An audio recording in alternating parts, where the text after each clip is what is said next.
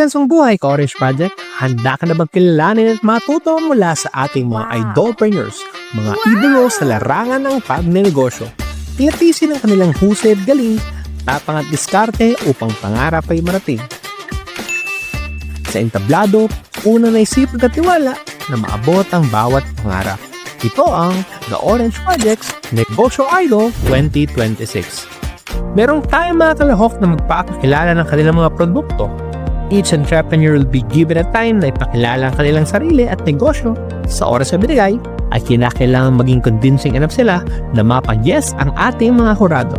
Mula sa mga kalahok ay mamimili ng 5 idolpreneurs kung saan ang bawat isa sa kanila ay magbibigyan ng pagkakataon tanghalin bilang kauna-unahang The Orange Project's Negosyo Idol 2026.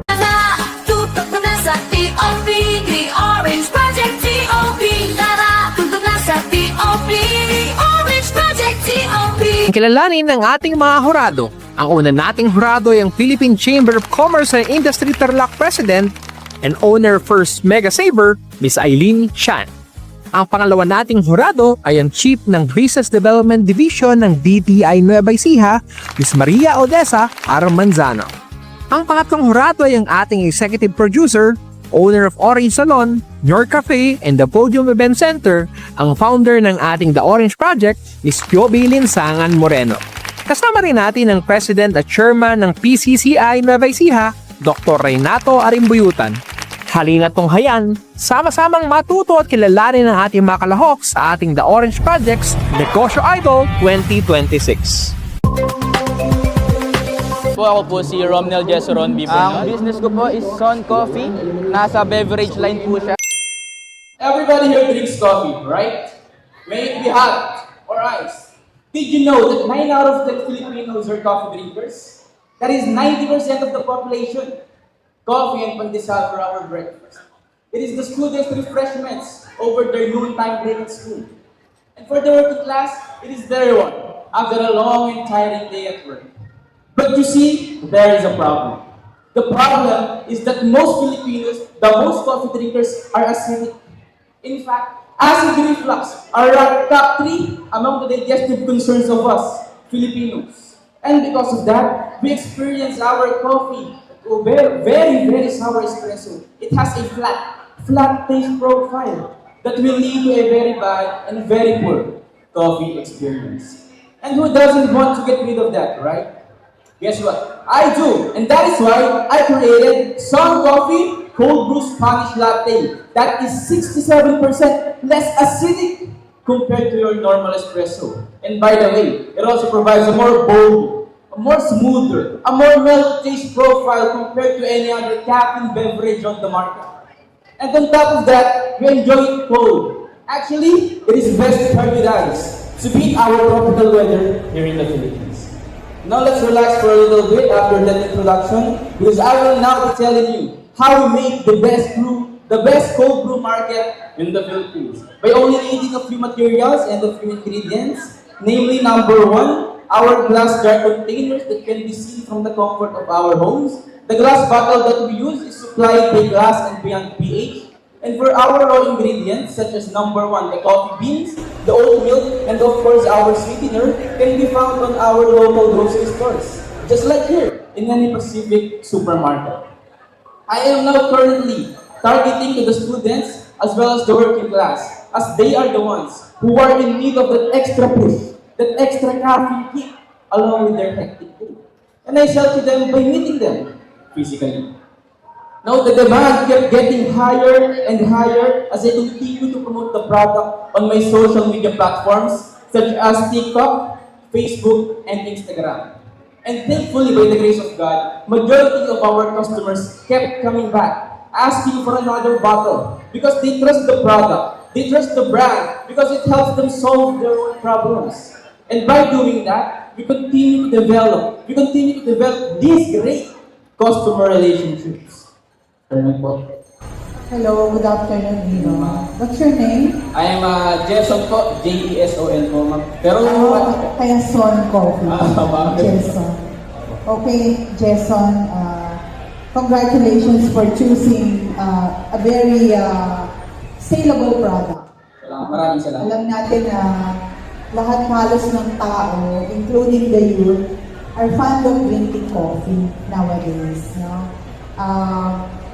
This is one of the products that has high market potentials. Ngayon, ang gusto ko malaman is, anong klaseng kape yung nilalagay mo dyan? Ang nagkaiba, pare-pareho, lahat po ng coffee, pare-pareho lang po ng raw ingredients. Ang nagkakaiba lang po is the method. So for example po, yung ibang coffee dyan is espresso-based method, yung may machine po yung ginagawa gano'n. Or other AeroPress. But ito po kasi cold brew method. Cold brew po, ang ginagawa po yun, wala pong machine, wala pong high pressure toxins na pinapasok po sa mga coffee beans. Basic lang po ito, kailangan lang po ng coffee beans at saka po ng tubig at container. Yun lang po. And after po that, i-filter na po para matanggal yung coffee beans. Ang matitira po dyan is yung cold brew concentrate po na tinatawag. So yun na po yung parang espresso shot sa iba. Pero dito po is cold brew. Excuse me, anong variety ng coffee beans ang ginagamit mo? Arabica beans. Arabica.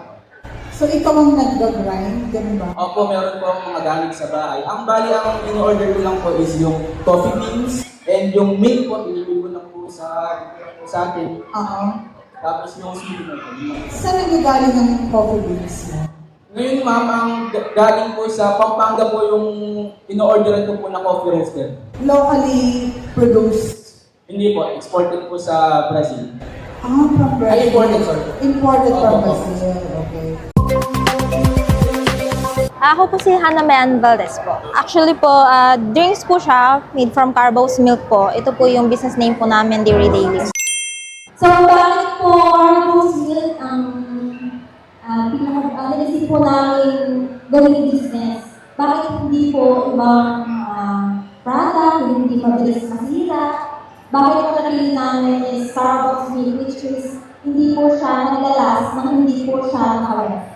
Bakit po bakit po yung naisip namin maging product? So, dahil kung mapapansin ko, kung lahat naman po tayo dito po sa Nevesia, talagang agriculturist po talaga. So, yun po yung talagang nagkakaroon po sa isip po namin na bakit hindi? Dahil Carabao, actually sa agriculturist po natin, Carabao, di po ba? Dahil hindi po yung natrabaho po sa mga katulong ng ating magsasaka. So, yun po yung naisip namin na parang maging base po ng product namin.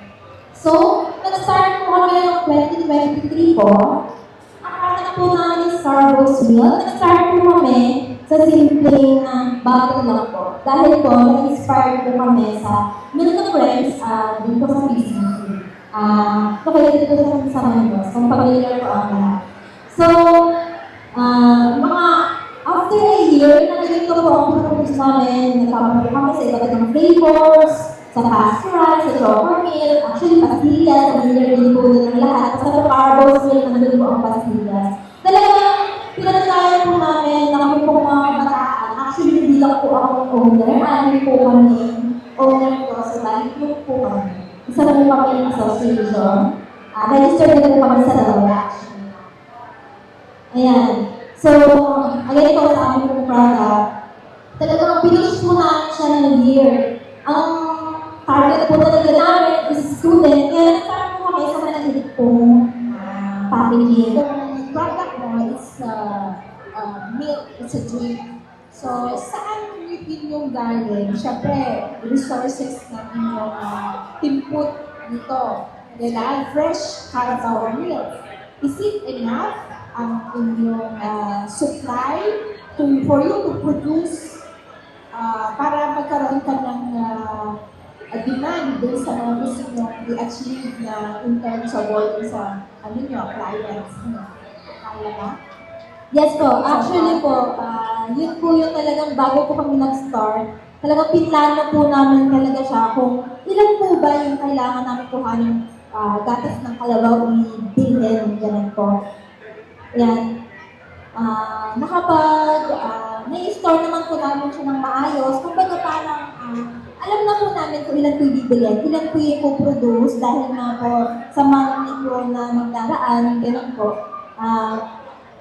Kumbaga computed na po yung amin pong stock. Yes po. Na ganito po dapat ipo-produce ng everyday para po yung demand po ng mga students po na dun po sa school is mag-present po namin. Architect Glay of Mr. Pastil. So, we are Mr. Pastil and the co-owner. Tayo po po yung boyfriend ko nandun sa may likod. So, Mr. Pastil, meron po kaming tatlong flavors. Meron po kaming spicy, classic, and then hamonado. So, nandito po lahat sila sa inyong harapan. So, we started first, of course, sa classic flavor. So, we joined po kami sa DTI October 9, 2025. So, just imagine, October, November, December, January. 4 months and counting, sobrang layo na po ang nararating namin. Like spicy, naka-join na po kami from Noel Bazaar, katay-up ng GMA Kapuso Foundation. Yes po, 3 bazaars na po ang ina-attendan namin sa Noel Bazaar. First is Noel Bazaar at Feeling West, Alabang. Second is the Noel Bazaar at World Trade Center, Pasay.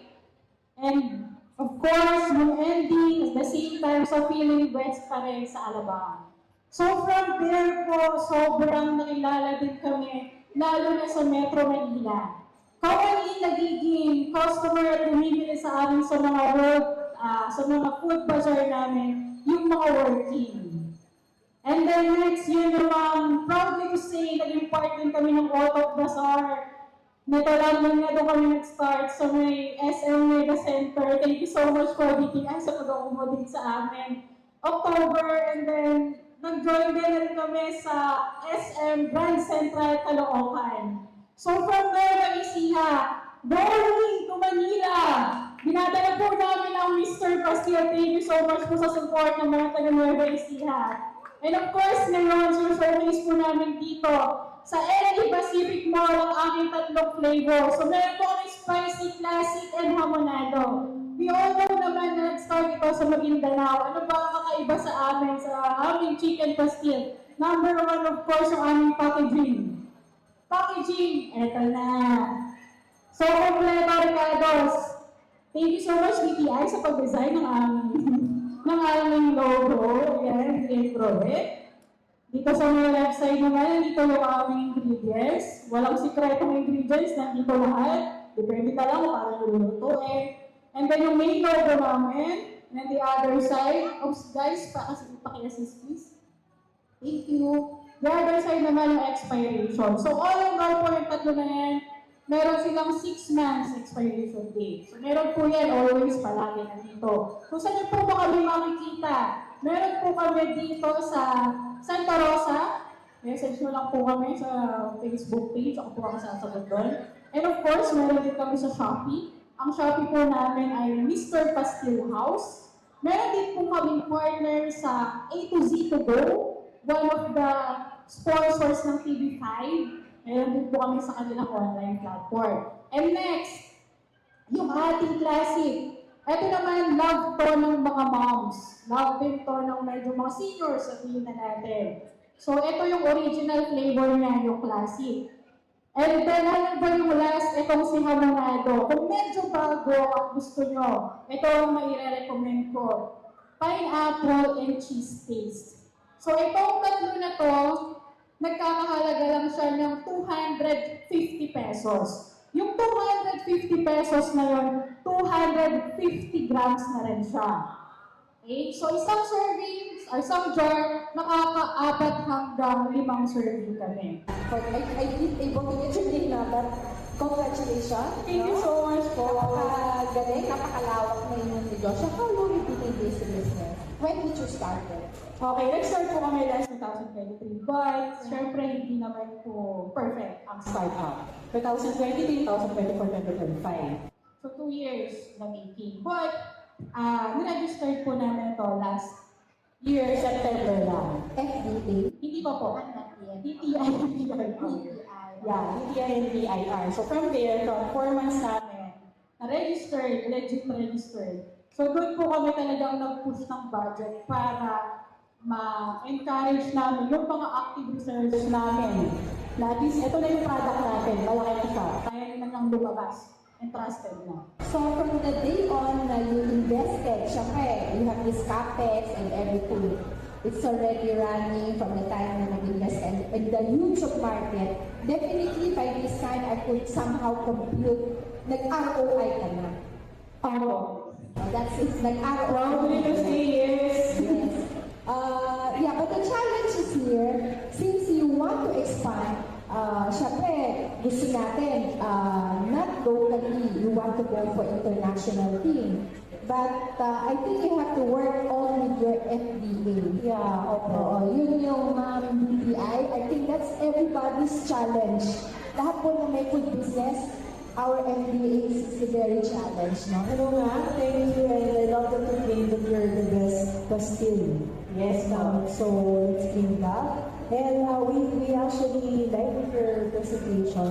The confidence, ang galing na. Siguro I've done this a lot of times. Alam ko lang, parang yung pagkaka-pitch mo ngayon, alam na lang yung produkto mo, which is very nice for a business owner.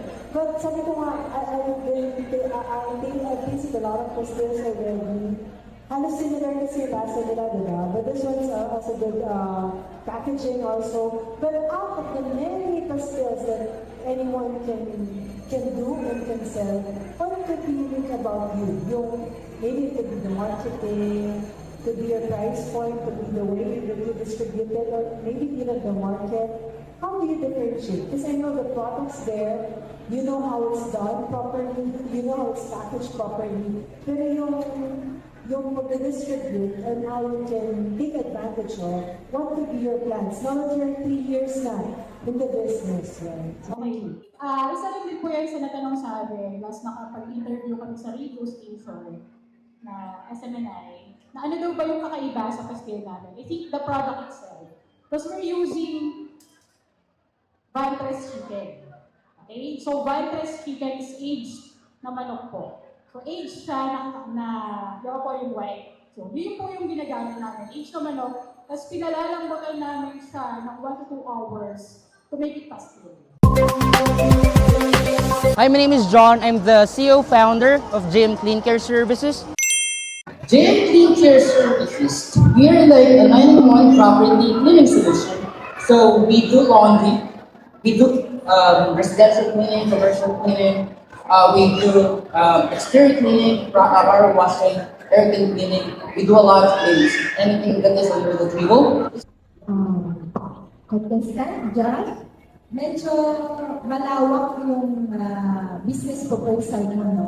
Although you speak of all cleaning services that you're proposing, but you have mentioned the laundry. Just one, laundry, the services of cleaning, ng building, whatever cleaning services that you have, no? So, my question is, if the laundry, if you will invest on a laundry machine, have you studied how much investment you need for your putting up a laundry shop? Thank you so much for the question. Honestly, it's a good thing. I know for a fact that having a laundry shop is kind of expensive. However, we try to make it less expensive as possible by buying second-hand machines.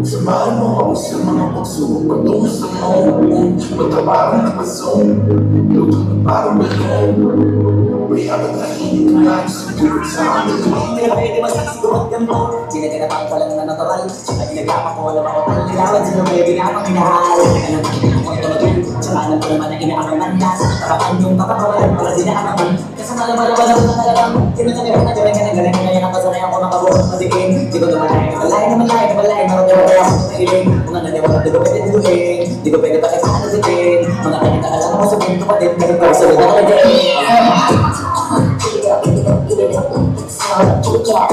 Set it up, I'm making it right. I'm on the books, it's like I'm booming. Calling hard and hit that shit like that.